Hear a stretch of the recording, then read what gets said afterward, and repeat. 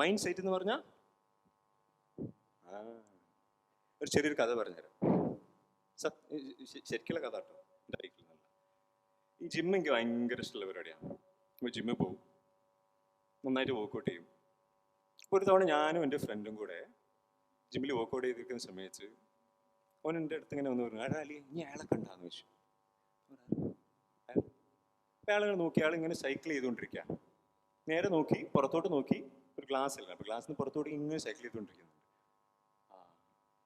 നമുക്ക് അയാൾ അറിയുമെന്ന് വെച്ചു. ഇല്ല, അറിയില്ല. ഇതുവരെ കണ്ടിട്ടില്ല. ഇല്ല. എടാ മൂപ്പർക്ക് കണ്ണാണില്ലടാ. അതുവരെ ഭയങ്കര എനർജിയിൽ വർക്കൗട്ട് ചെയ്തിരുന്ന് ഞാൻ കുറച്ചു നേരം അവിടെ സ്റ്റക്കായി. കണ്ണ് കാണാത്ത ആ വ്യക്തി 3ാമത്തെ നിലയിലുള്ള ജിമ്മിൽ വന്നിട്ട് വർക്കൗട്ട് ചെയ്യുന്നു, സൈക്കിൾ ചെയ്തുകൊണ്ടിരിക്കുക. സത്യം പറഞ്ഞാൽ അതിനുശേഷം പിന്നെ എന്ത് വർക്കൗട്ട് ചെയ്യണം ആ ഒരു ഫീൽ കംപ്ലീറ്റ്. കുറെ നേരം ഞാൻ ആ മനുഷ്യനെ ഇങ്ങനെ നോക്കിക്ക. മൂപ്പർ എന്താ കാണുന്നത്, മൂപ്പർ എന്തിന്റെ മുകളിലായിരിക്കുന്നത്, ഇരിക്കുന്ന സൈക്കിളിന്റെ കളർ എന്താ ഒന്നും അറിയില്ല. പക്ഷെ പുള്ളിക്കാരൻ ഇങ്ങനെ സൈക്കിള് ചവിട്ടിക്കൊണ്ടിരിക്കുക. അതിനുശേഷം ഒരു കല്യാണത്തിന് പോയി.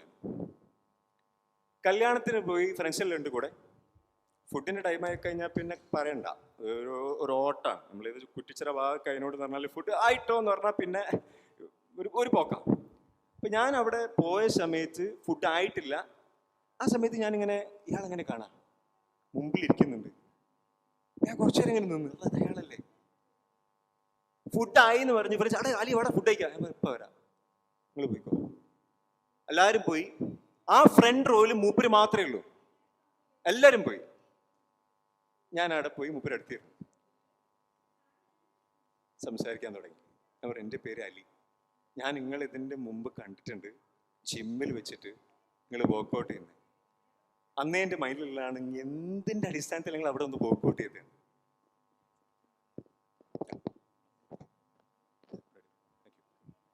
അപ്പം ഞാൻ ചോദിച്ചു, നിങ്ങൾ എന്ത് ഇതിലാണ് നിങ്ങൾ വർക്കൗട്ട് ചെയ്തത് എനിക്കറിയില്ല, പക്ഷേ